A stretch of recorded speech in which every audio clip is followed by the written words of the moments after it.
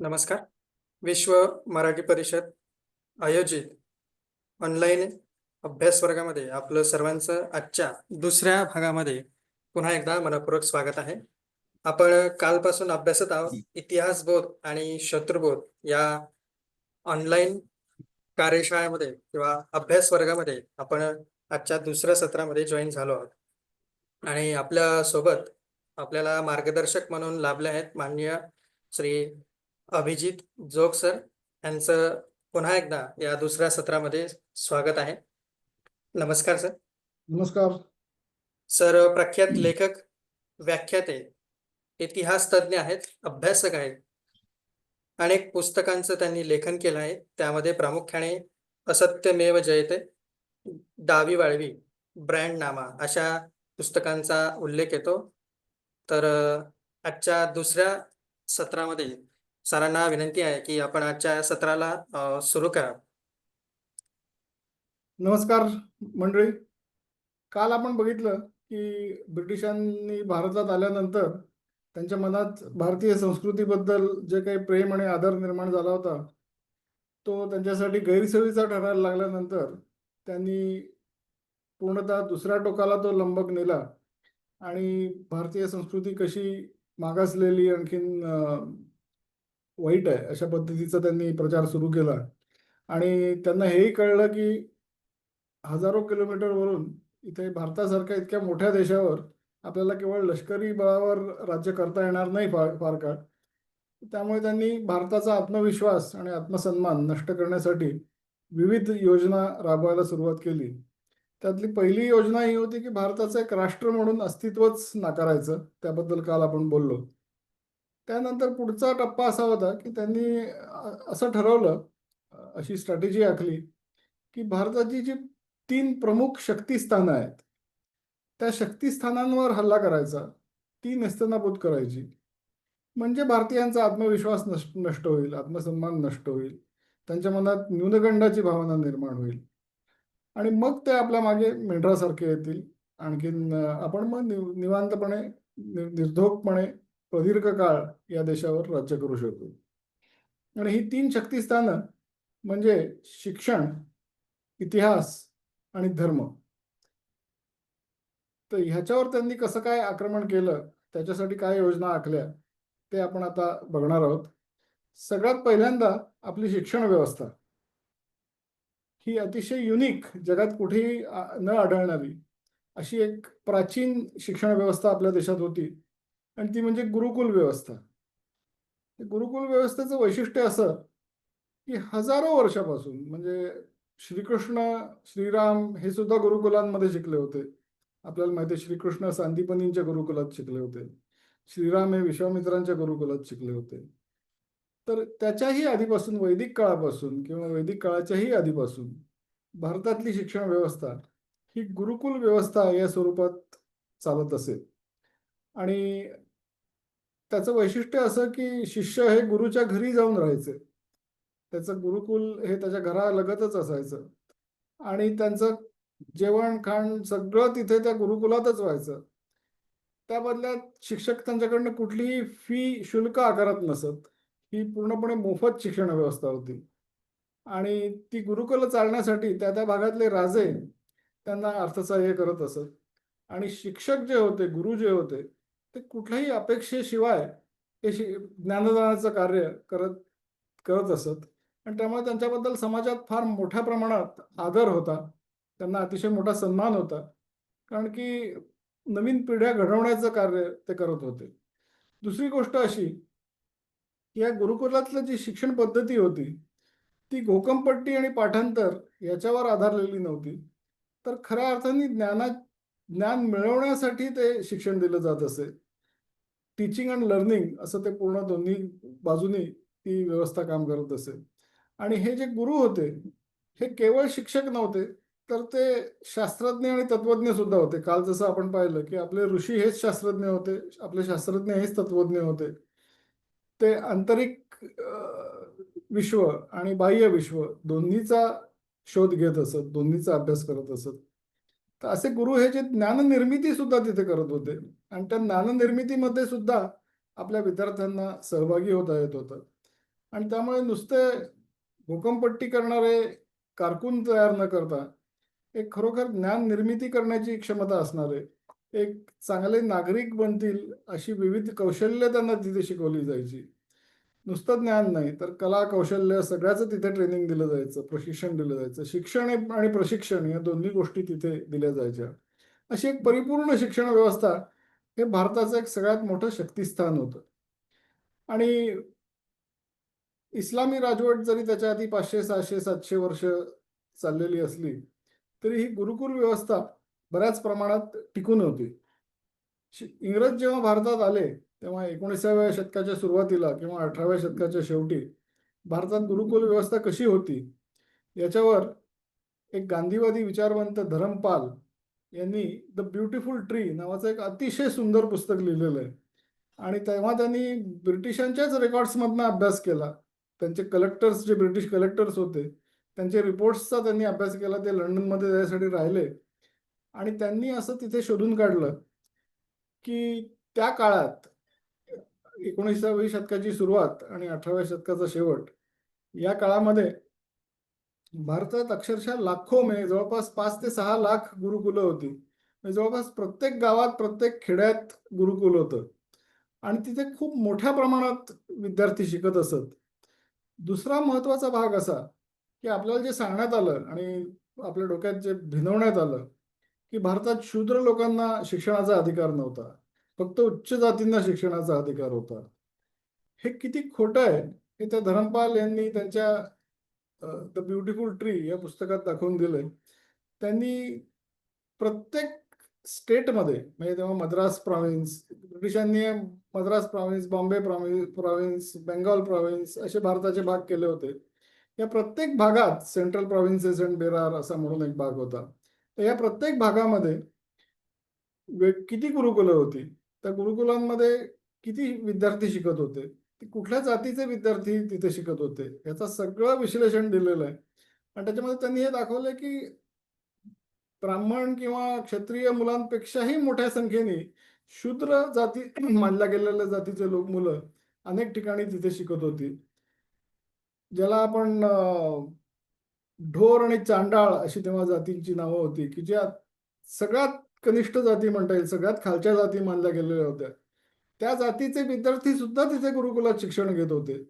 म्हणजे जे एक आपल्या देशात भावना रुजवली गेली आहे, की शिक्षण हे त्याच्यावर फक्त ब्राह्मण किंवा उच्च जातींची मोनोपोली होती आणि बहुजन समाजाला शिक्षणापासून वंचित ठेवलेलं होतं. हे किती चुकीचं आहे, हे दाखवणारं संशोधन धरमपाल यांनी केलेलं आहे आणि ते गांधीवादी विचारवंत होते. ते काही कोणी हिंदुत्ववादी विचारवंत नव्हते. त्यामुळे सॅफ्रनायझेशन ऑफ हिस्ट्री असा त्यांच्यावर आरोप करणं शक्य नाहीये.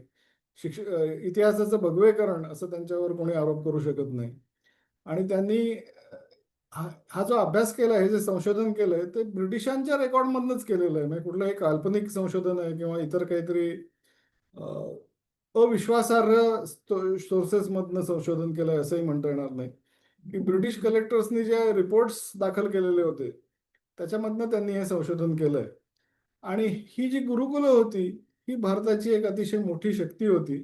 कारण त्यामुळे संपूर्ण देश हा शिक्षित होता, लिटरेट होता आणि अशिक्षितता ही फारशी आपल्या देशामध्ये तेव्हा अस्तित्वात नव्हती. ते बरोबर त्याचं उलटं कसं झालं ते आपल्याला आता बघता येईल, की त्यांनी हे ठरवलं की ही गुरुकुल व्यवस्था जी भारताचं शक्तिस्थान आहे ती पहिल्यांदा नष्ट करायची. आणि हे काम त्यांनी लॉर्ड थॉमस बॅबिंग्टन मेकॉले नावाचा एक त्यांचा शिक्षण मंडळाचा अध्यक्ष होता. त्याच्यावर हे काम सोपवलं आणि त्यांनी हे काम कुठल्या हेतूने हाती घेतलं हे आपण त्याच्याच तोंडून ऐकूया.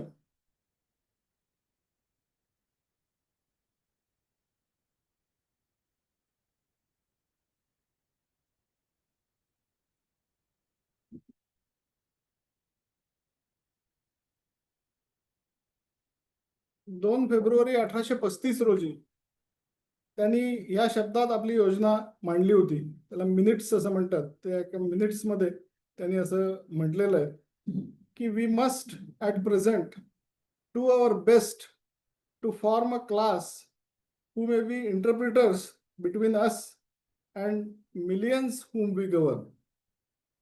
A class of persons, Indian in blood and color, but English in tastes, in opinions, in morals and in intellect.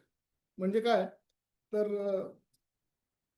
आपण आज अशा एका वर्गाच्या निर्मितीसाठी प्रयत्न केला पाहिजे जे आपण आणि ज्या लक्षावधी लोकांवर आपल्याला राज्य करायचं आहे त्यांच्या दरम्यान दुव्याचे काम करतील. या वर्गातील लोकांचे रक्त आणि त्यांचा रंग भारतीय असेल, पण त्यांच्या आवडीनिवडी, मतं, नीतिमूल्य आणि बुद्धिमत्ता या गोष्टी पूर्णतः इंग्लिश असतील. म्हणजे हे त्याचं उद्दिष्टच होतं की एक असा वर्ग निर्माण करायचा की तो आपल्या मुळांपासून तोडला जाईल, तुटलेला असेल.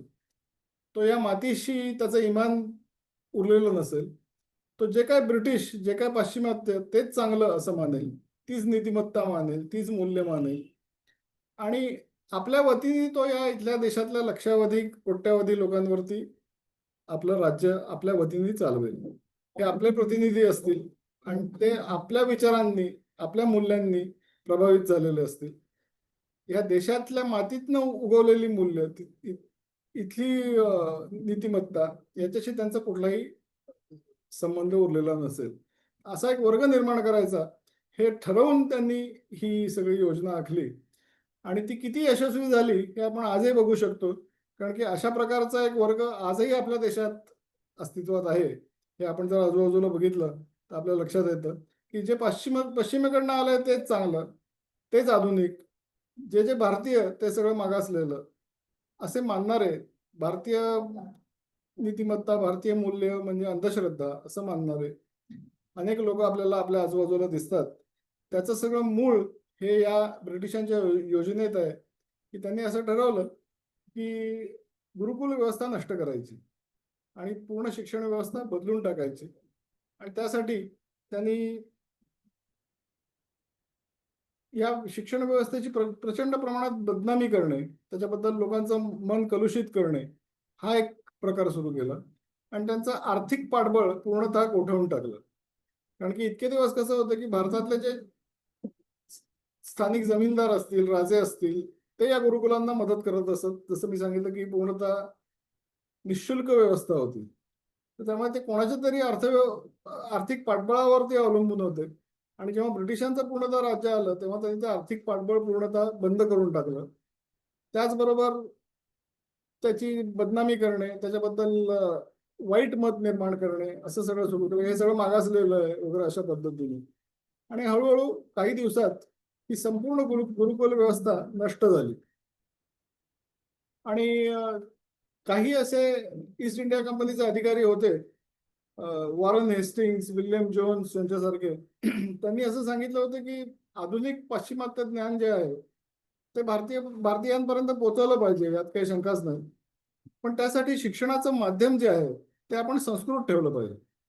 कारण की त्यांचं असं म्हणणं होतं की आधुनिक ज्ञान जे आहे ते भारतीय भाषांपर्यंत पोहोचवण्याची क्षमता असलेली भाषा ही संस्कृतच आहे आणि त्या संस्कृत माध्यमातून आपण जर हे ज्ञान दिलं तर ते सगळ्या भारतीय भाषांमध्ये पण जाईल आणि मग भारतीय लोकांपर्यंत मोठ्या प्रमाणात पोहोचेल. पण जसं आपण पाहिलं त्यांना सगळ्या भारतीय लोकांपर्यंत हे ज्ञान जावं अशी त्यांची इच्छाच नव्हती, तशी त्यांची योजनाच नव्हती.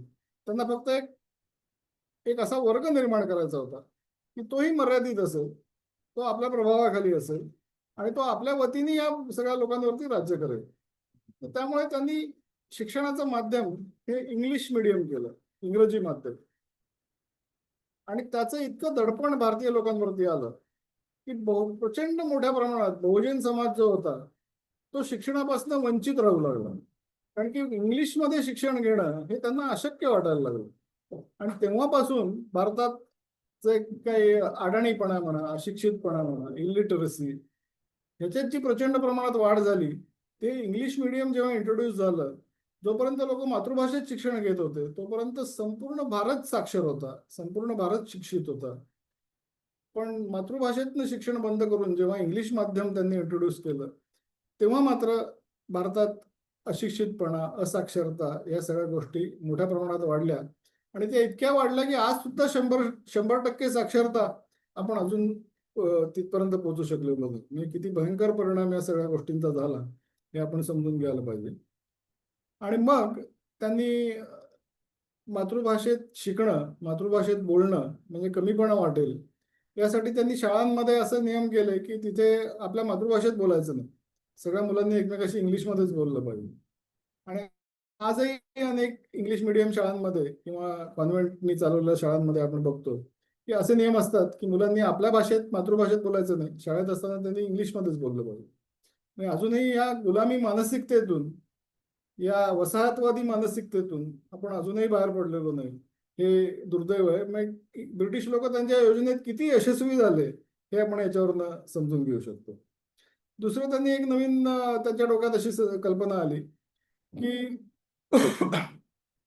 मुलं शाळेत असेपर्यंत आपल्या प्रभावाखाली असतात. त्यांना आपण थांबवू शकतो की मातृभाषेत बोलू नका, इंग्लिशमध्येच बोललं पाहिजे.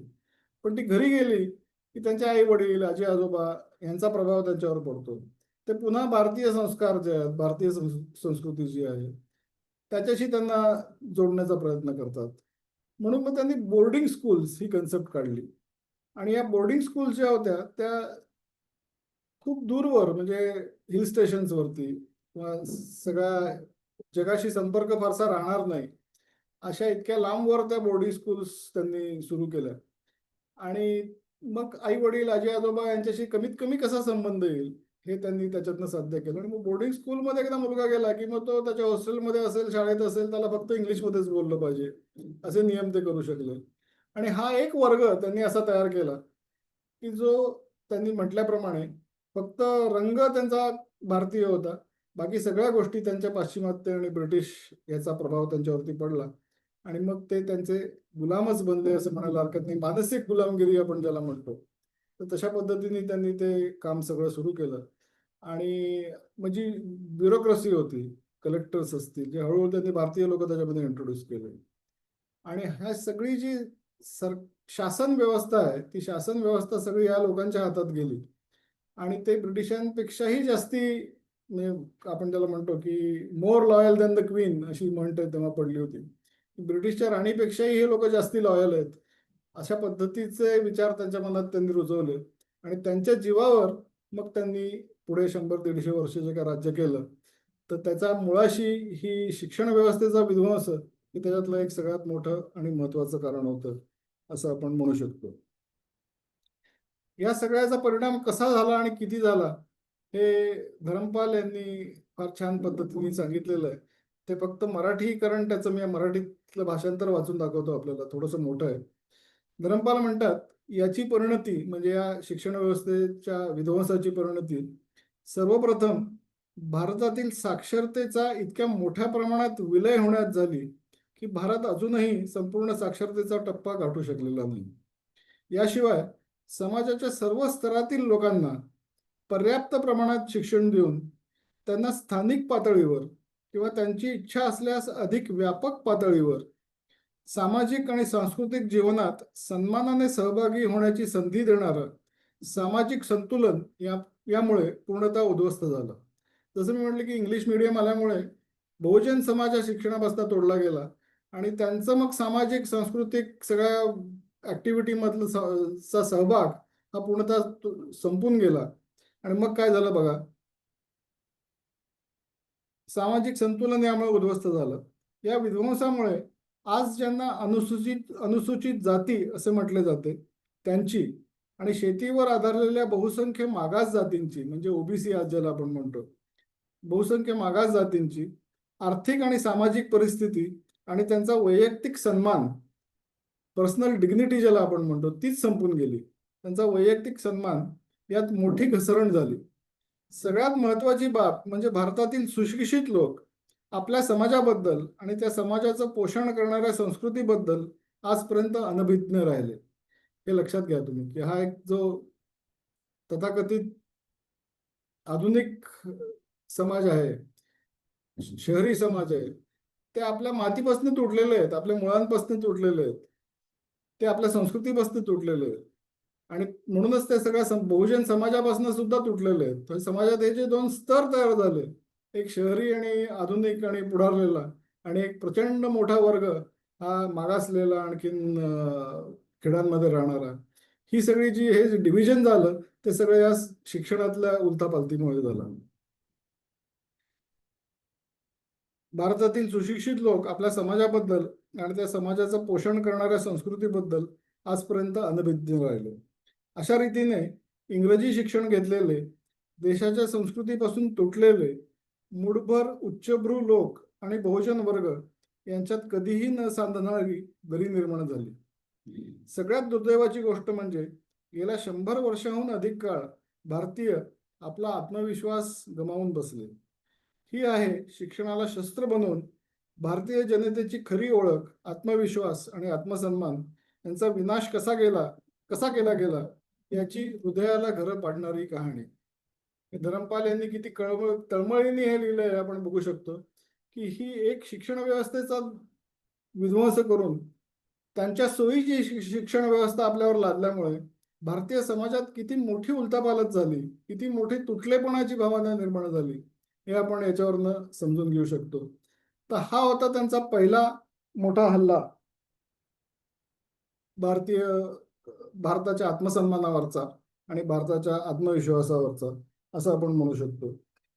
दुसरं एक त्याच्यामागे एक आंतरिक दुसरा हेतू होता की शिक्षण जसं भारतीय संस्कृतीतलं, भारताच्या मातीतलं शिक्षण आपण बंद केलं की भारताचं ख्रिश्चनीकरण करणं हे सुद्धा शक्य होईल, असं त्याच्या मागचा एक आंतरिक हेतू होता. ब्रिटिश लोक अतिशय हुशार होते, त्यामुळे ते ओपनली असं कधी दाखवायचे नाहीत. पण त्यांचा ब्रिटिश साम्राज्यवाद जो होता तो राजकीय, सांस्कृतिक आणि धार्मिक या तिन्ही पातळ्यावर तो काम करणारा साम्राज्यवाद होता. आणि त्याचा आपण एक थोडक्यात बघूया की मेकॉले त्याबद्दल काय म्हणतो.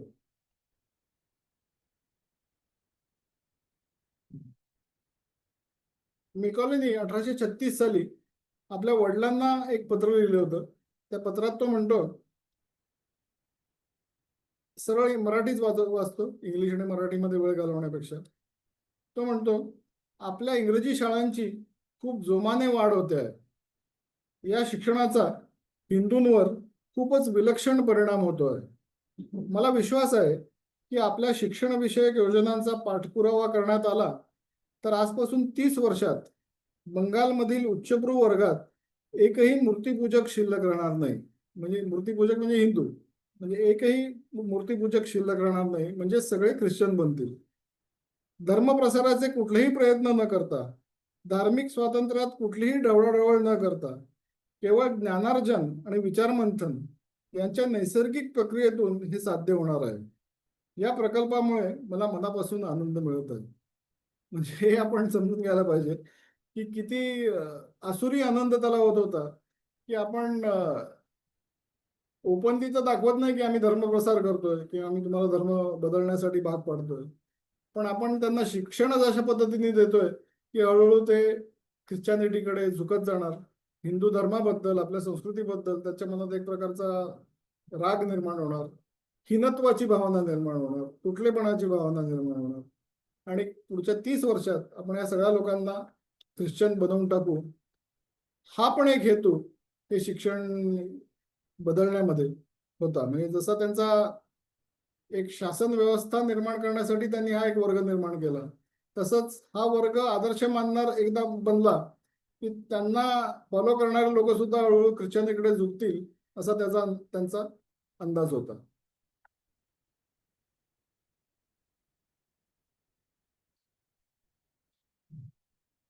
दुसरी जे आपलं शक्तिस्थान होतं भारताचं, ते होतं इतिहास. कारण की भारताचा इतिहास अत्यंत गौरवशाली असा इतिहास होता. हे त्यांनीच स्वतः पाहिलं होतं, त्यांनी स्वतः मान्यही केलं होतं. आपण काल बघितलं, त्यांच्याच शब्दात त्यांनी सांगितलं होतं की भारताचा इतिहास हा किती रिच आणि किती गौरवशाली आहे, हे त्यांनी स्वतः मान्य केलं होतं. पण ते जसं त्यांना गैरसोयीचं ठरायला लागलं, तसं त्यांनी ठरवलं की त्या भारताच्या इतिहासावर आपण आक्रमण करायचं आणि या इतिहासाची इतकी मोडतोड करायची, इतकी दिशाभूल करायची की ह्या इतिहासाबद्दल कुठल्याही प्रकारचा अभिमान भारतीय लोकांना वाटणार नाही. वाटलंच तर उलट ओशाळेपणाची भावना वाटेल, कमीपणाची भावना वाटेल. अशा पद्धतीने आपण यांना इतिहास शिकवायला सुरुवात करायची. त्याच्यामध्ये 2 लोकांवरती त्यांनी हे काम सोपवलं होतं. एक होता जेम्स मिल. हा स्कॉटिश होता, पण इंग्लंडमध्ये म्हणजे ब्रिटिश साम्राज्यातच होता अर्थातच. आणि तो कधीही भारतात आला नाही. त्याला एकही भारतातली भाषा येत नव्हती. पण त्यांनी हिस्ट्री ऑफ ब्रिटिश इंडिया या नावाने 6 खंड लिहिले. आणि त्या 6 खंडांमध्ये त्यांनी इतकी प्रचंड प्रमाणात भारताची बदनामी केली आणि इतक्या काळ्या काळ्याकुट्ट रंगात सगळ्या भारतीय संस्कृतीला रंगवलं की संपूर्ण युरोपमध्ये विशेषतः मी काल सांगितल्याप्रमाणे भारताबद्दलची प्रेम आणि आदराची भावना निर्माण झाली होती, ती पूर्णपणे त्यांनी पुसून टाकण्यात यश मिळवलं.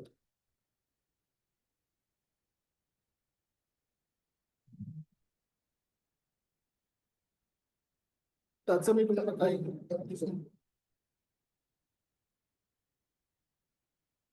इतिहासकार उदयसिंग मेहता म्हणून आहेत, ते या मिल बद्दल म्हणतात, मिलची भारताबद्दलची मतं इतकी वाईट आणि मूर्खपणाची आहेत की कुठला तरी अधिक महत्वाचा हेतू असल्याशिवाय त्याने यासाठी आपल्या आयुष्याची 10 वर्षे खर्च केली असतील यावर विश्वास ठेवणे अवघड आहे.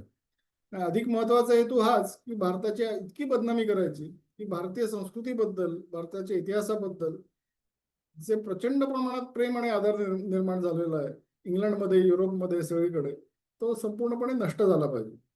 आणि मग त्यांनी भारतात तेव्हा IAS ऐवजी ICS होतं, ते ICS शिकून जे कलेक्टर बनायचे, जे विविध प्रकारचे शासकीय अधिकारी बनायचे, त्यांच्या ट्रेनिंगमध्ये सुद्धा त्यांनी हे जेम्स मिलचा इतिहास हा कंपल्सरी केला. त्यामुळे ते ट्रेनिंग घेऊन जे बाहेर पडायचे आणि विविध प्रकारचे सरकारी अधिकारी बनायचे, कोणी कलेक्टर बनायचा, कोणी रेव्हेन्यू कलेक्टर बनायचा, वगैरे वगैरे, त्या सगळ्या लोकांवरती या मिलचा इतिहासाचाच प्रभाव पडायचा आणि त्या सगळ्या लोकांच्या मनात भारतीय संस्कृती म्हणजे काहीतरी जुनाट, अंधश्रद्धा, भांडकुदळ अशा स्वरूपाची संस्कृती आहे. उच्च निश्चितेचा मोठा प्रभाव असलेली ही संस्कृती आहे. अशा विविध प्रकारे त्यांनी भारतीय संस्कृतीची बदनामी आणखीन चित्रण करायला सुरुवात केली आणि ते इतकं झिरपत गेलं. कोणालाही भारतात यायचं असेल किंवा भारताबद्दल माहिती घ्यायची असेल तर तो पहिल्यांदा जेम्स मिलचा इतिहास वाचायला त्यांनी सुरुवात केली, युरोपमधल्या लोकांनी, जर्मनी, फ्रान्स मधल्या लोकांनी. आणि त्यामुळे पुढच्या 30, 40, 50 वर्षात हळूहळू भारताबद्दल चित्र अशा विकृत पद्धतीने त्यांनी सगळीकडे पसरवायला सुरुवात केली आणि त्यातही ते मोठ्या प्रमाणात यशस्वी झाले.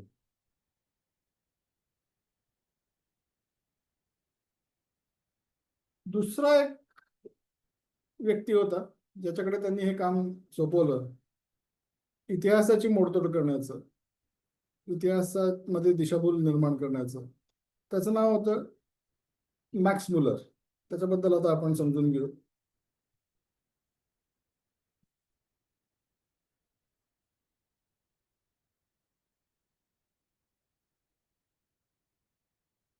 मॅक्स मुलर जो होता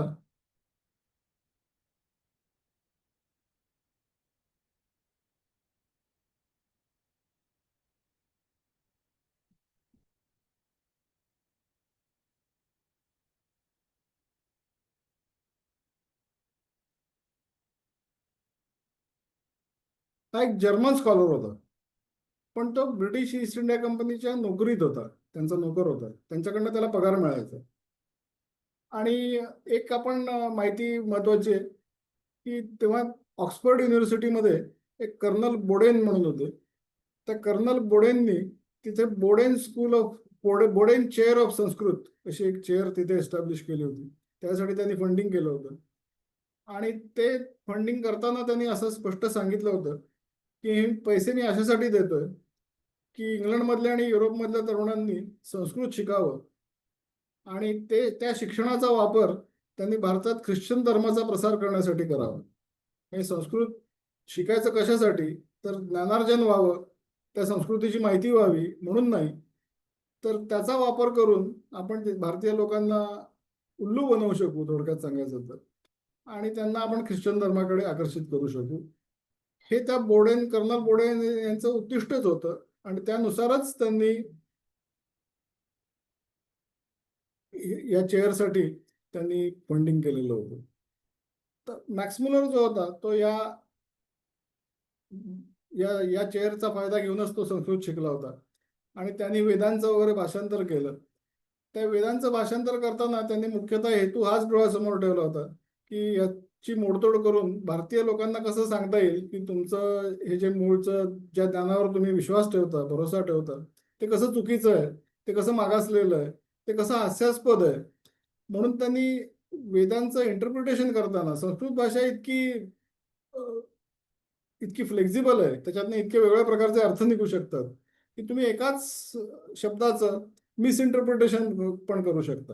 आणि अशा पद्धतीने त्यांनी सगळ्या वेदांचं भाषांतर केलं, जे पुढे स्वामी अरबिंदो वगैरेंनी दाखवून दिलं, अनेक भारतीय विद्वानांनी दाखवून दिलं की ह्यांनी जे ऋग्वेदाचं इंटरप्रिटेशन केलं किंवा त्यांनी त्याच्यात जे अर्थ काढलेले आहेत ते पूर्णतः चुकीचे आहेत. अतिशय सखोल आणि अतिशय समृद्ध असं हे वैदिक वाङ्मय आहे, पण त्याचं चित्रीकरण मॅक्स मुलरने मात्र अतिशय निगेटिव्ह पद्धतीने केलं, अतिशय चुकीच्या पद्धतीने केलं.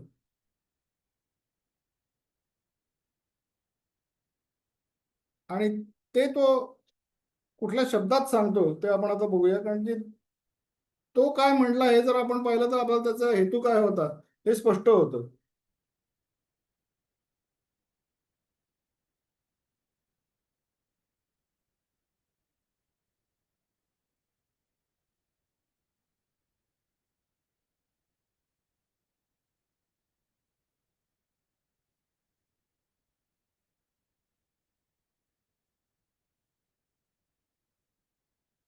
तो असं म्हणतो,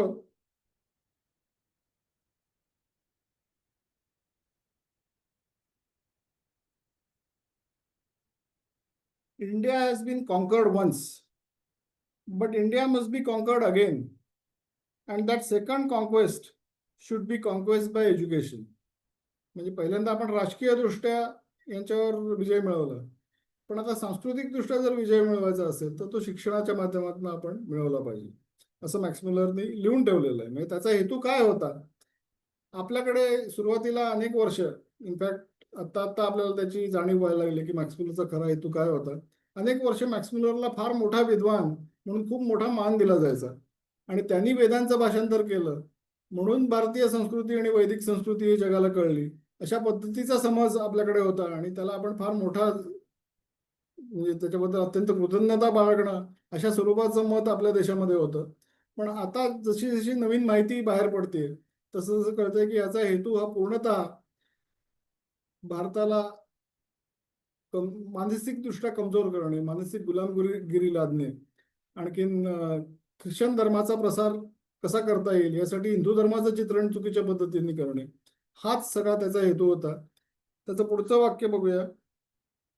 तो म्हणतो, इट म्हणजे the Rigveda is the root of their religion, and to show them what the root is, I feel sure is the way of uprooting all that has sprung from it during the last 3000 years.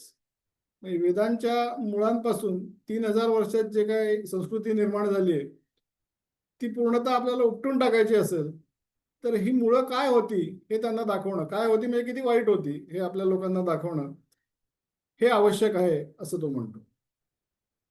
त्याच्या बायकोला त्याने एक पत्र लिहिलं होतं, त्यात तो म्हणतो, it took only 200 years for us to Christianise Africa. संपूर्ण आफ्रिकेला ख्रिश्चन बनवायला आपल्याला फक्त 200 वर्ष लागले. But even after 400 years India eludes us. 400 वर्ष झाली तरी अजूनही भारताला मात्र आपण पूर्णतः ख्रिश्चन बनवू शकलो नाही. भारत हा आपल्या तावडीतनं सुटून जातोय. I have come to realize it is Sanskrit that has enabled India to do so. Bharat आपल्या ख्रिश्चन धर्माच्या प्रभावापासून लांब का राहतो तर त्याचं मूळ कारण आहे संस्कृत भाषा. संस्कृत हे आपल्या संस्कृतीचं खरं बलस्थान आहे.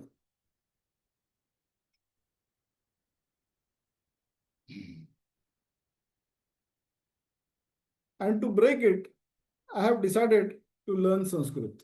तो संस्कृत का शिकला तर संस्कृत हे भारतीय संस्कृतीचं बलस्थान आहे आणि ते बलस्थान भारतीय संस्कृतीला वाचवतंय. तर हे जर मोडून काढायचं असेल तर मला आधी संस्कृत शिकलं पाहिजे आणि म्हणून मी संस्कृत शिकलो, असं तो त्याच्या बायकोला स्वतःच लिहितो पत्रामध्ये. भारताचे एक सेक्रेटरी ऑफ स्टेट, म्हणजे तेव्हाचे कदाचित आपण म्हणू व्हायसरॉय वगैरे या स्वरूपाचे जे ब्रिटिश अधिकारी होते, थॉमस आर्गाईल, त्यांना मॅक्स मुलर लिहितो, the ancient religion of India is doomed. भारताचा प्राचीन धर्म जो आहे तो आता नष्ट होणार आहे. And if Christianity does not take its place, whose fault will it be. आणि त्याची जागा जर ख्रिश्चॅनिटीने घेतली नाही तर ती कोणाची चूक असेल? मग ती आपली चूक असेल असं तो म्हणतो. आणि म्हणून ती आपण चूक करायची नसेल तर आपण यासाठी प्रयत्न केले पाहिजेत, हेच तो थोडक्यात सांगतोय. म्हणजे मॅक्स मुलरनी संस्कृत ग्रंथांचं भाषांतर केलं म्हणून त्याला महान मानण्याची जी चूक आपण करून बसलो ती किती चुकीची होती हे आपल्याला लक्षात येतं. की हे सगळी त्याची पत्र जर आपण बघितली, त्याचे विचार जर आपण समजून घेतले, तर संस्कृत शिकून ग्रंथांचं भाषांतर करणं याच्या मागचं कारण होतं भारताला धोका देणं, भारताच्या पाठीत खंजीर खूप असणं, हेच त्याचा मुख्य हेतू होता. हे आता स्पष्ट झालेलं आहे. तर अशा मॅक्स मुलरने एक नवीन सिद्धांत मांडला. कारण की मी काल जसं सांगितलं की संस्कृत हे सगळ्या युरोपियन भाषांची जननी आहे, हे तेव्हा अनेक लोकांनी मान्य केलं होतं. जवळपास ते एस्टॅब्लिश पण झालं होतं.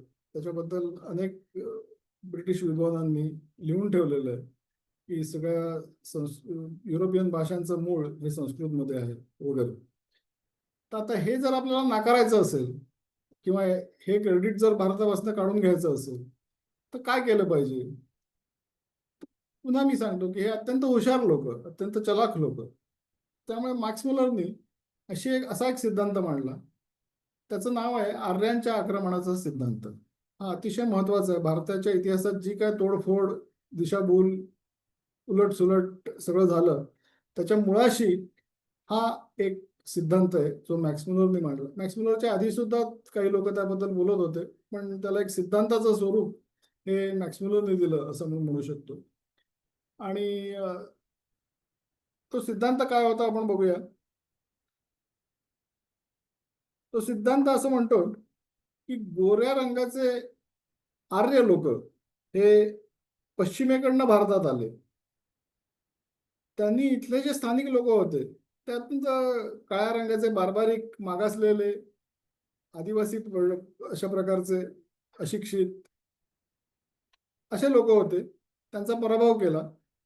आणि इथे त्यांनी संस्कृत भाषेची निर्मिती केली, वेदांची निर्मिती केली. आणि वैदिक संस्कृती या पश्चिमेकडून आलेल्या गोऱ्या लोकांनी इथे भारतात येऊन निर्माण केली.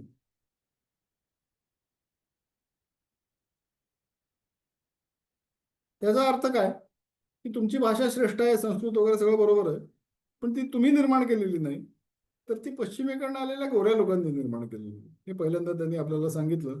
आणि आपल्या आत्मविश्वासाचा, आत्मसन्मानाचा पायाच त्यांनी काढून घेतला असं म्हणता येईल. कारण की आपल्याला अभिमान कसला होता आपल्या संस्कृत भाषेचा, आपल्याला अभिमान कसला होता आपल्या वैदिक संस्कृतीचा, वेदांमधनं मिळालेल्या ज्ञानाबद्दल आपल्याला खूप अभिमान होता.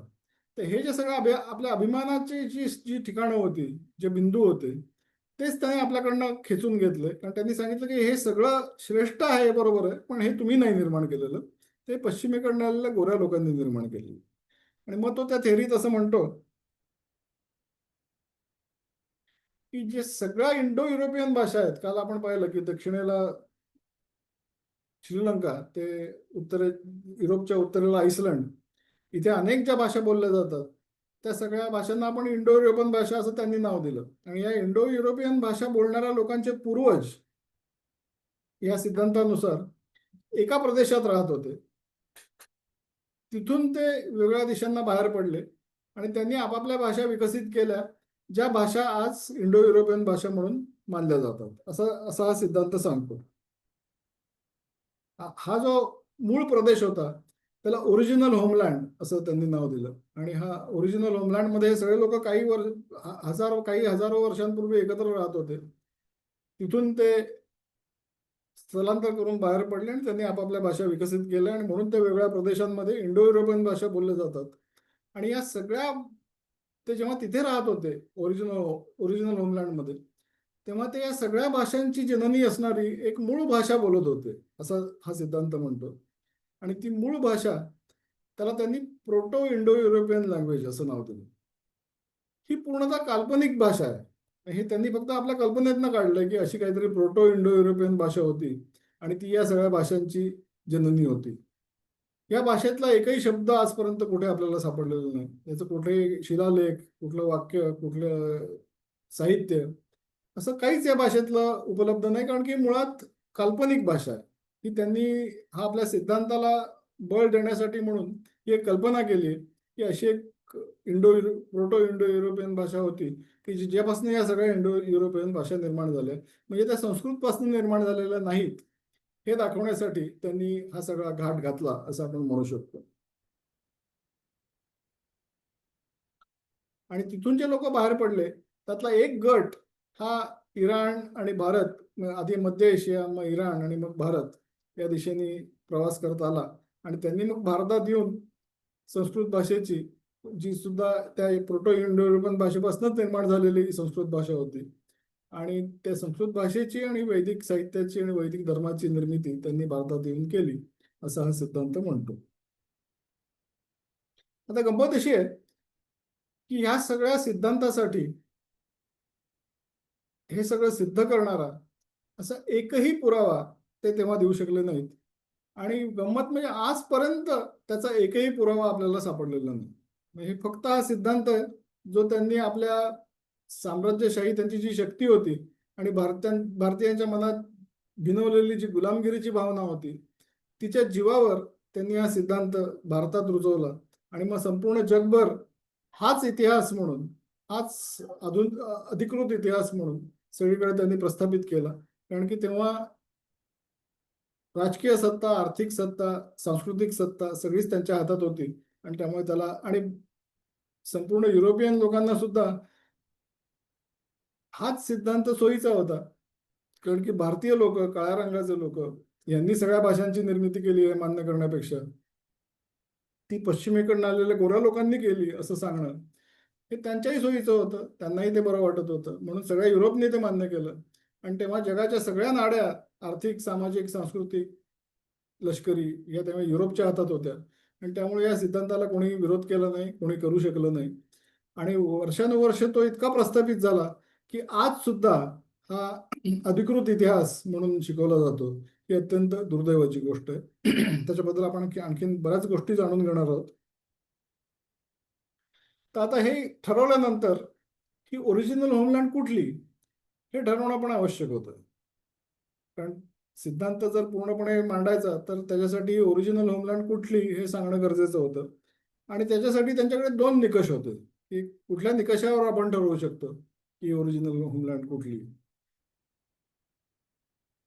तर त्यांनी असं ठरवलं की श्रीलंका एका बाजूला, एका टोकाला श्रीलंका आणि एका टोकाला आइसलंड, याच्या कुठेतरी मध्यात मध्यभागी ही ओरिजिनल होमलँड असली पाहिजे, असं त्यांनी एक केवळ सर्वसामान्य लॉजिक प्रमाणे ठरवलं. असं काय असायची गरज आहे असं काही नाही, पण त्यांनी ठरवलं की या दोन टोकांच्या मधला कुठला तरी प्रदेश जो आहे तो ओरिजिनल होमलँड म्हणून असला पाहिजे.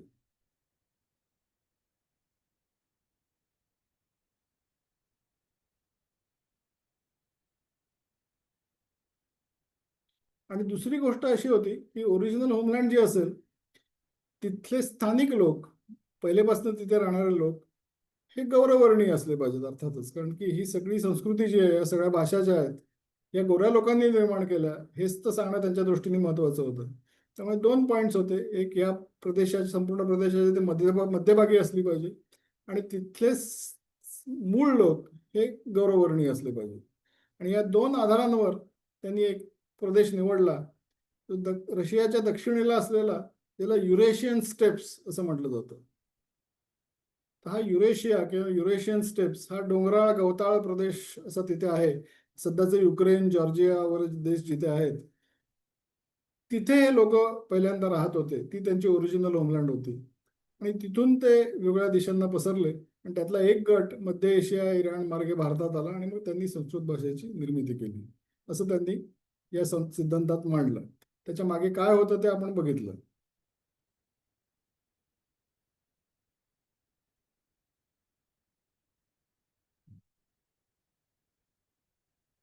दुसरं त्यांना एक ठरवणं आवश्यक होतं की याचा कालखंड काय होता.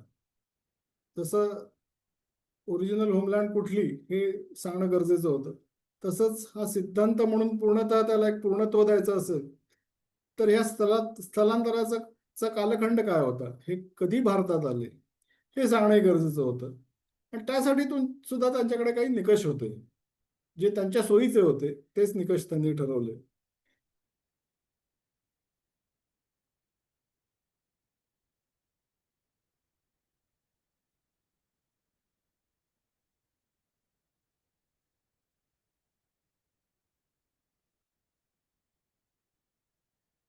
तर आपल्याला त्यांना हे माहित होतं की दोन निकष कुठले ते मी आपल्याला सांगतोय आता.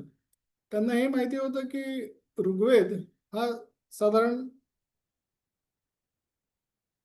ब्रॉन्झ एज मध्ये तो निर्माण झाला. ब्रॉन्झ असे काही आपल्याकडे कालखंड मानले जातात, copper age, bronze age, iron age वगैरे. तर ब्रॉन्झ एज मध्ये ऋग्वेदाची निर्मिती झाली असं साधारण तेव्हा कल्पना होती आणि ती प्रस्थापित होती. हे ब्रॉन्झ एज इसवी सन पूर्व 3000 मध्ये सुरू झालं. 3000 BCE, बिफोर कॉमन इरा. तर हा एक बिंदू होता. आणि दुसरा बिंदू होता की गौतम बुद्धाचा जो कालखंड होता तो इसवी सन पूर्व 550 हे सुद्धा तेव्हा ज्ञात होतं. तर 3000 इसवी सन पूर्व ते 550 इसवी सन पूर्व याच्या मधला कुठला तरी तो कालखंड असला पाहिजे हे त्यांनी ठरवलं. आणि त्यानुसार त्यांनी इसवी सन पूर्व 1500 हा कालखंड मॅक्समुलरने सांगितलं की हा कालखंड आहे जेव्हा हे आर्यांचं आक्रमण भारतावर झालं. याच्यासाठी सुद्धा कुठलाही पुरावा नाही, कुठलाही आधार नाही, कुठलंही प्रमाण नाही.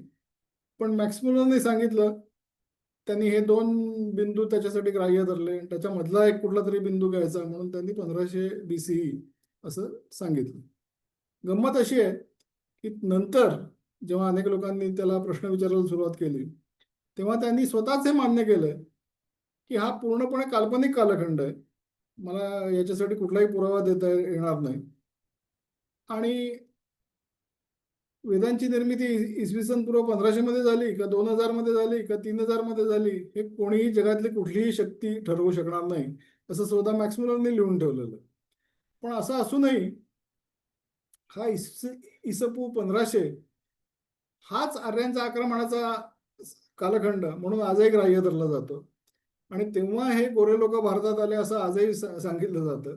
आणि त्यांनी इथे भारतात येऊन संस्कृत भाषेची आणि वेदांची निर्मिती केली हाच अधिकृत इतिहास म्हणून आजही जगातले अनेक लोक मान्य करतात.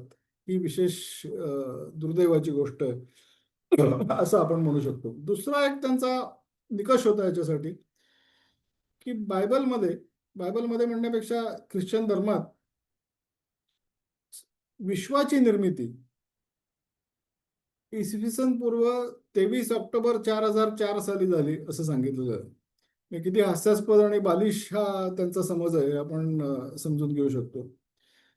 पण ते ख्रिश्चन धर्माची ती मान्यता असल्यामुळे जगाचा संपूर्ण इतिहास हा याच्यानंतरच घडलेला असला पाहिजे हे त्यांना ठरवणं आणि तसं प्रस्थापित करणं हे आवश्यक होतं. आणि या वेडगळ समजुतीमुळे त्यांनी संपूर्ण जगाच्या इतिहासात प्रचंड मोठी उलथापालथ आणखीन गडबड केलेली आहे. आणि सगळा इतिहास हा याच्यानंतर बसवण्याचा प्रयत्न केलेला आहे. खरं वास्तव असं आहे की अनेक प्राचीन संस्कृती याच्या पुष्कळ मागे अस्तित्वात होत्या. जसं मी काल सांगितलं की वेदांची निर्मितीचा कालखंड आपण बघितलं तर जवळपास 8500 BCE पर्यंत मागे जातो. हे मी माझ्या नवीन पुस्तकात भारत सत्य सत्व स्वत्व याच्यामध्ये दाखवून दिलेलं आहे. पण हा एक निकष आणि 3000 BCE ते 550 BCE याच्या मधला कुठला तरी काळ घ्यायचा हा एक निकष. या दोन आधारावर त्यांनी 1500 BCE हा कालखंड ठरवला आणि तो अधिकृत इतिहास म्हणून त्यांनी पुन्हा आपल्यावरती लादला.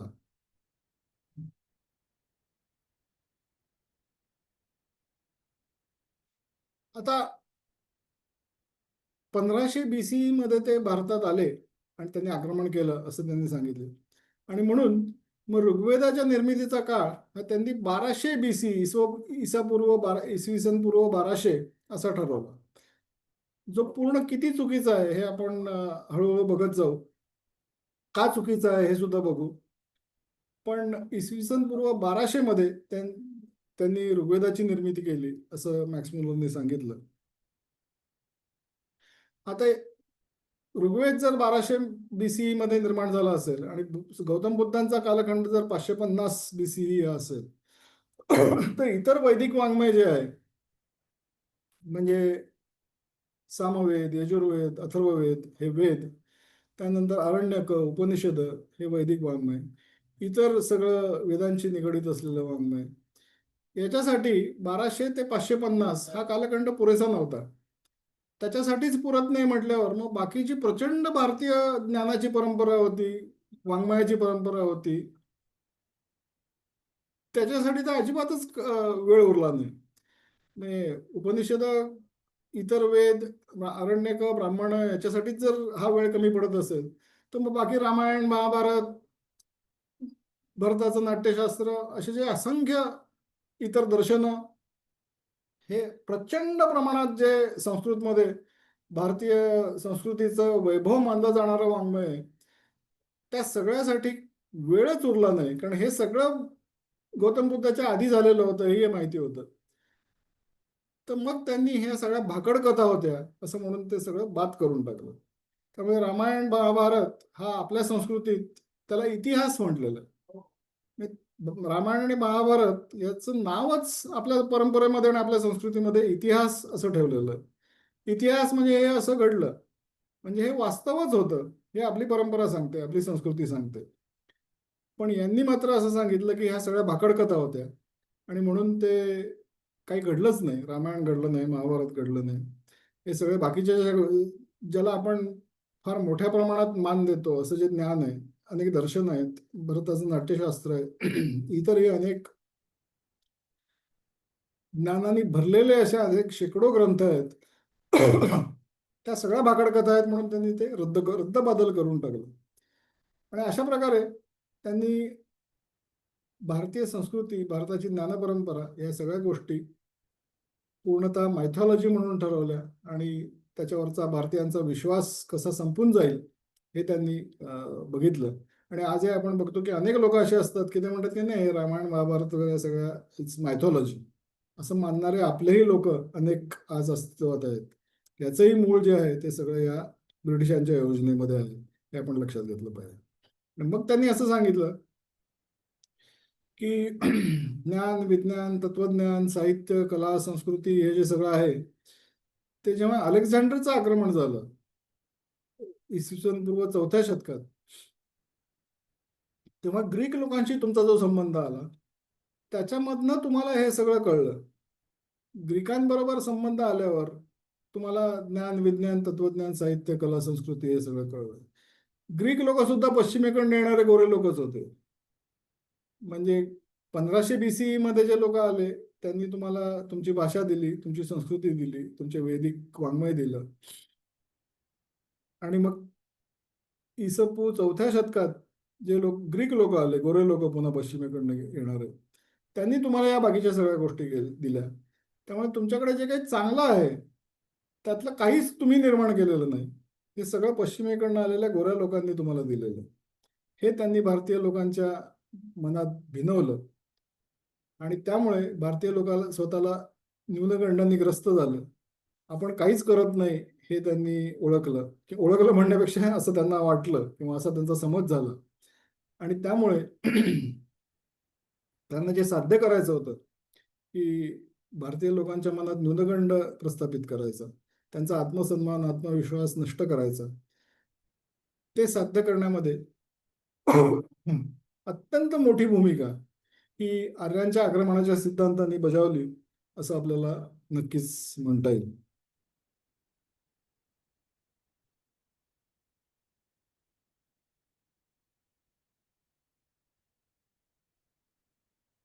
याच्या पुढे याच सिद्धांताचा एक दुसरा टप्पा आहे. कारण की हा जो सिद्धांत मांडला गेला तो साधारण 1830च्या सुमारास. तेव्हा इंडस व्हॅली सिव्हिलायझेशन किंवा सिंधू संस्कृती ज्याला आपण म्हणतो, आणि ज्याला खरं तर सिंधू सरस्वती संस्कृती असं म्हटलं पाहिजे, ते का ते आपण बघणार आहोत पुढे. तर या संस्कृतीचा शोध लागलेला नव्हता. तो लागला 1922 साली. 1922 ते 1925 या दरम्यान ते सगळे उत्खननं सुरू झाली. आणि त्यामुळे मग या सिद्धांताचा परिप्रेक्ष्य जे होतं त्याच्यात फार मोठा बदल झाला, आणि त्याचाही त्यांनी अत्यंत चलाखीने वापर करून घेतला. पण मला असं वाटतं आपण ते आता उद्याच्या सेशनमध्ये बघूया. आज आपण इथे थांबू आणि उरलेला वेळ जो आहे तो आपण प्रश्नोत्तरांसाठी ठेवूया. तर कारण की आता आपण या अशा पॉईंटला पोहोचलेलो आहोत की आपल्याला एका दुसऱ्या याच विषयाच्या दुसऱ्या टप्प्यावर जायचंय, ज्याची सुरुवात इंडस व्हॅली सिव्हिलायझेशन पासून होते. त्यामुळे हा बिंदू चांगला आहे की जिथे आपण आजचं सेशन थांबवू शकतो, आजचं विवेचन थांबवू शकतो, आणि उरलेला वेळ आपण प्रश्नोत्तरांसाठी ठेवू शकतो.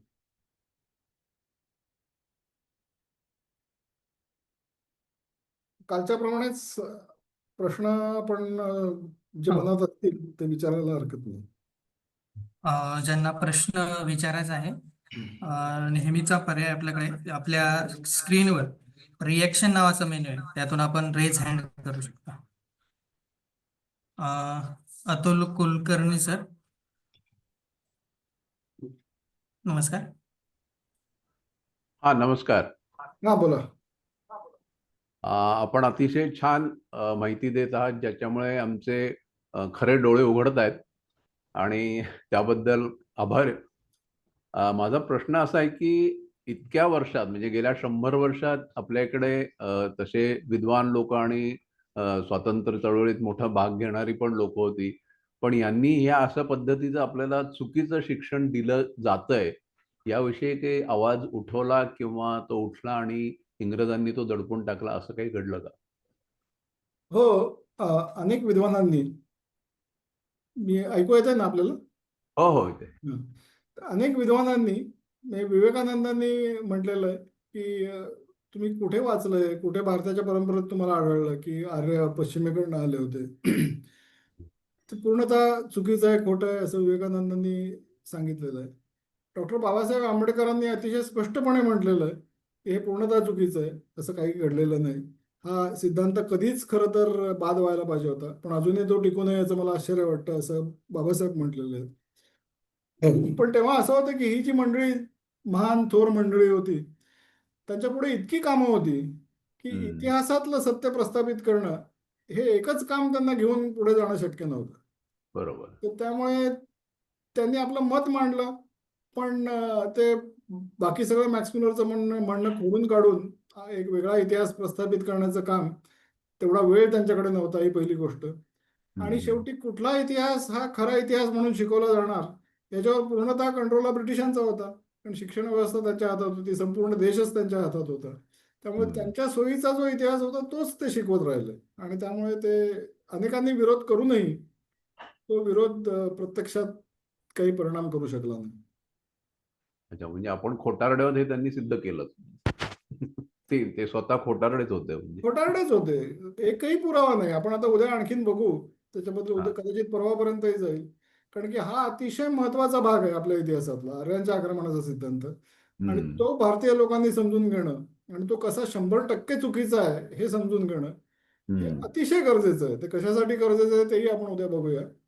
पण त्यामुळे आपण त्याला भरपूर वेळ देणार आहोत, आणि अच्छा. ते आपल्याला समजून घ्यायचंच आहे. नुकतंच झालेलं संशोधन राखीगड आणि इथलं, त्याच्याने तर आणखीन ते पक्क झालेलं तर पूर्ण त्याची म्हणजे काही बेसच राहिला नाही त्याला. आहे. पण तरीही अनेक लोक असे आहेत की ते मान्य करत नाहीत, हे विशेष आहे. चालेल, धन्यवाद. धन्यवाद. रोहन सर,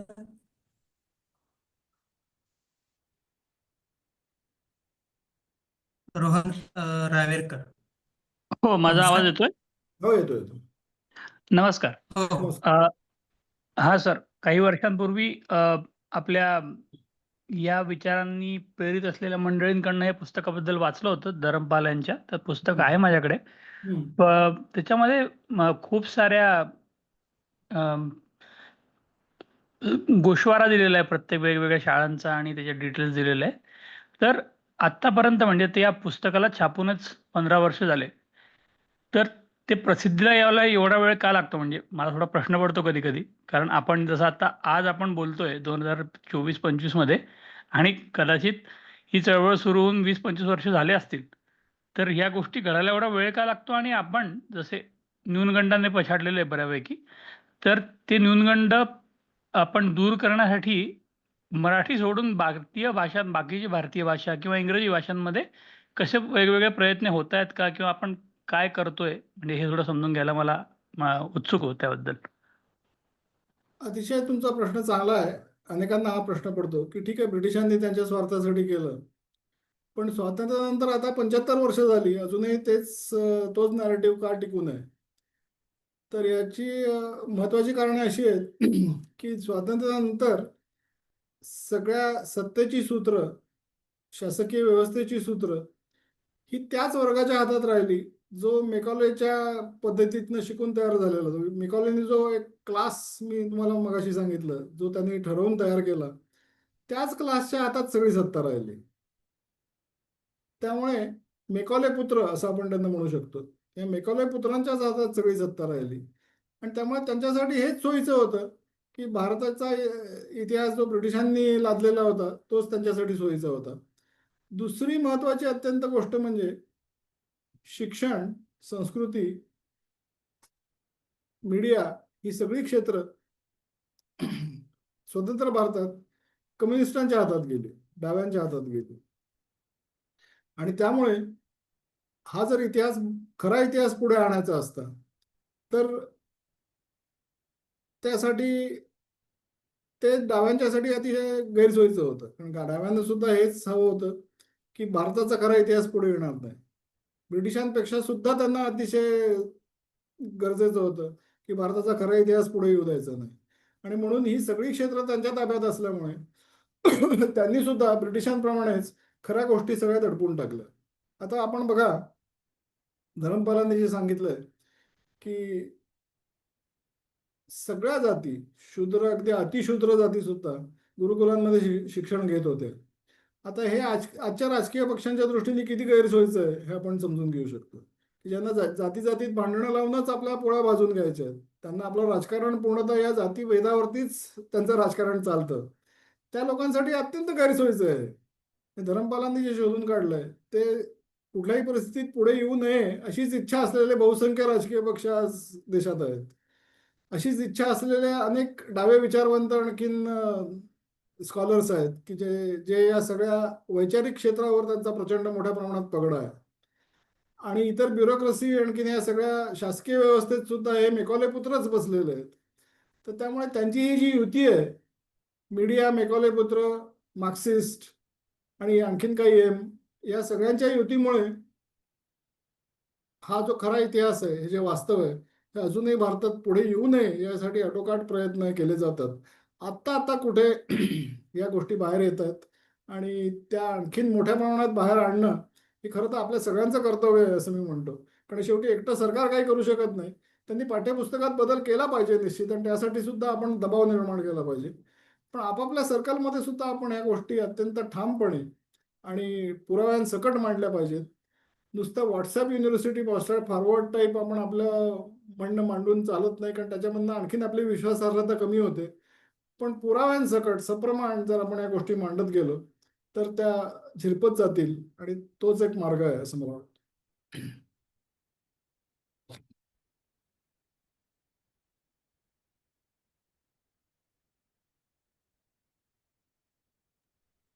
पुढचा एक प्रश्न आहे अमित चितळे सर. बोला. अमित सर.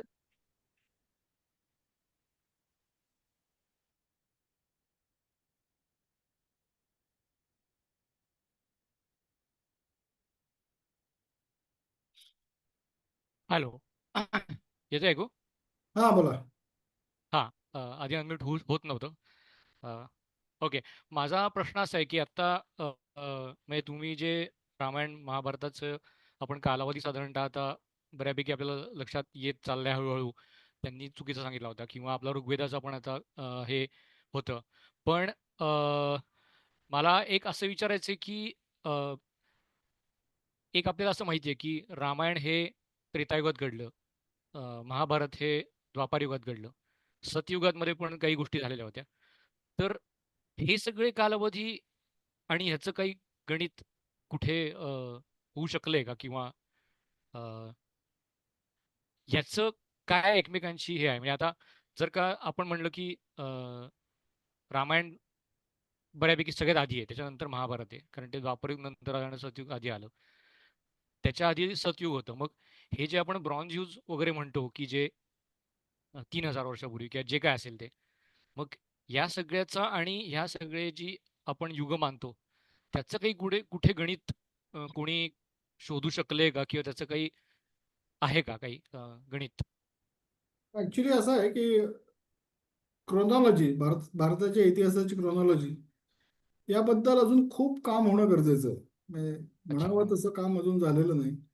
बरोबर. अनेक मतमतांतर आहेत. म्हणजे आता निलेश ओक यांच्यासारखे जे हा, विद्वान मी आहेत, निलेश होंचेच ऍक्च्युली तर वाचतोय पुस्तकं. ते जे म्हणतात त्यांचा कालखंड खूप मागे जातो. अर्थात त्यासाठी ते अत्यंत ठोस पुरावे देतात. म्हणजे त्यांचं उगीच काहीतरी बोलायचं म्हणून बोलतात अशा पद्धतीने ते कधीच बोलत नाहीत. ते अतिशय ठोस बरोबर. पुराव्याच्या आधारे, संशोधनाच्या आधारे बोलतात. पण अजून हे सर्वमान्य असं झालेलं नाही. आणि इतर अनेक झालेलं नाही. लोकांनी अनेक वेगळे थेरीज मांडलेले आहेत क्रोनॉलॉजीच्या बाबतीत. तर त्यामुळे याच्याबद्दल काम होणं अतिशय गरजेचं आहे. जी प्रस्थापित क्रोनॉलॉजी आहे, जी ब्रिटिशांच्या इतिहासातून आलेली आहे, ती 100% खोटी आहे, यात काही शंकाच नाही. हा. पण अच्छा. एकमत झालेली सर्वमान्य अशी क्रोनॉलॉजी अजून आपण इव्हॉल्व करू शकलेलो नाही. हा एक बरोबर. निश्चित आपला प्रश्न आहे असं मला वाटतं, आणि त्याच्यावर खूप काम होणं गरजेचं आहे. मी माझ्या नवीन पुस्तकात शेवटी तसं आवाहनही केलंय की काही संस्थांनी हे काम हातात घ्यायला पाहिजे. कारण की घ्यायला पाहिजे. आपण आपली क्रोनॉलॉजी ही प्रस्थापित केलीच पाहिजे, ती पुराव्यासकट केली पाहिजे आणि ती केली पाहिजे. सर्वमान्य पद्धतीने आपण मांडली पाहिजे. बरोबर. आणि सत्ययुग, आणि यात मोठ्या द्वापर मोठ्या युग लोकांनी आणि कॉपर एज, ब्रॉन्झ एज यांचं कोरिलेशन असं अजून काहीच हा कुठे नाहीये. प्रस्थापित झालेलं नाही. आपल्या संशोधकांनी सुद्धा कलियुग कधी कधी सुरू झालं याबद्दल बऱ्याच प्रमाणात मतमतांतर आहेत, पण काही लोकांनी आपली मतं मांडलेली तरी आहेत. पण त्याच्या बरोबर. आधीच द्वापारयुग कधी सुरू झालं, सत्ययुग कधी सुरू झालं, ह्याच्याबद्दल अजून कोणी तसा फारसा विचार किंवा संशोधन केल्याचं मला तरी अजून आढळलेलं नाही. आणि त्याचा आणि आज जर ब्रॉन्झ एज, कॉपर एज याचा तर कुठे काहीच संबंध लागलेला नाही अजून. नाहीये. अजून एक मी बघतो बऱ्याचदा कॅलेंडर्समध्ये, म्हणजे आपलं कालनिर्णय घ्या किंवा कुठलंही पंचांग घ्या, सगळीकडे त्यांचं असं म्हणणं असतं की कलियुग हे 4,20,000 वर्षांचं वगैरे, किंवा त्याच्या आधीचं 8,20,000चं जो वापर होतो त्याच्यापेक्षा जास्त 12,00,000. अ, हे जर म्हणलं तर मग त्याचं आणि ते कुठेच जुळत नाही. म्हणजे नाही जुळत नाही. कुठलीच सिरी त्याची जुळत नाही. म्हणजे मग त्या त्या ह्याच्या प्रमाणे रामायण आणि महाभारतातला मधला अंतरच त्याच्यात होऊ शकत नाही. म्हणजे ते लाखो वर्षांचं होईल. त्यामुळे ती नाही तर नाही, ते ते चुकलेलीच आहे आता पूर्ण. गृहीत ते ग्राह्य धरण्यात काही अर्थ नाहीये. कारण की हा. ते शेवटी आपण जे बरोबर. बोलतो त्याला आणि सगळ्या गोष्टींना आधार पाहिजे. बरोबर. बरोबर. धन्यवाद. पण खूप छान, म्हणजे म्हणजे एक एक गोष्टींची उत्तरं मिळत चालली आहेत. मधला जो धन्यवाद. बराच पार्ट होता इतिहासाचा की जो, म्हणजे मॅकॉलेचं मत माहिती होतं, मॅक्स मुलर माहिती होता. आता हा जेम्स मिल माहित नव्हता मला. पण ह्या सगळ्या लोकांचे प्रयत्न आहेत हे माहिती होतं, पण ते बरोबर कसे कसे होत गेले आणि कसं कसं त्यांनी हे केलं. कारण आज असं होतं की मी 4 लोकांना जर हे समजावायचा प्रयत्न केला तर माझ्याकडेही काही पटकन पॉइंट्स एक्झॅक्टली. नाही आहेत सांगायला. तर बरोबर आहे. हे या ह्याच्यावरनं मला या आता जरा कार्यशाळेचा हेतूच तो आहे की तुम्ही जेव्हा बोलाल तेव्हा आता तुम्ही काहीतरी ठोसपणे, ठामपणे बोलू शकाल बेसिकली. बरोबर. बरोबर. धन्यवाद.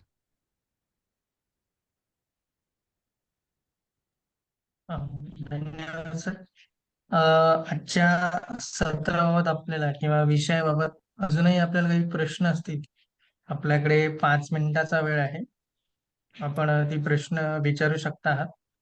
प्रश्न विचारण्यासाठी नेहमीचा पर्याय रिॲक्शन मेनूमधून आपल्याला रेज हँड हा ऑप्शन वापरता येतो, किंवा आपण चॅट बॉक्समध्ये सुद्धा टाकू शकाल.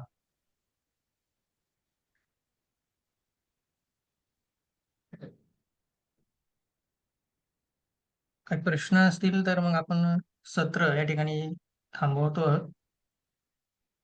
ज्यांना प्रश्न आहेत त्यांनी विचारायचा आहे.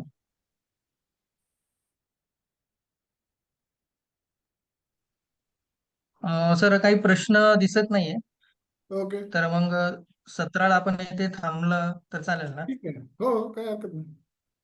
आपण उद्या भेटू आता. चालेल. धन्यवाद सर. आजच्या धन्यवाद. विषयाबाबत विस्तृत अशी माहिती सांगितली.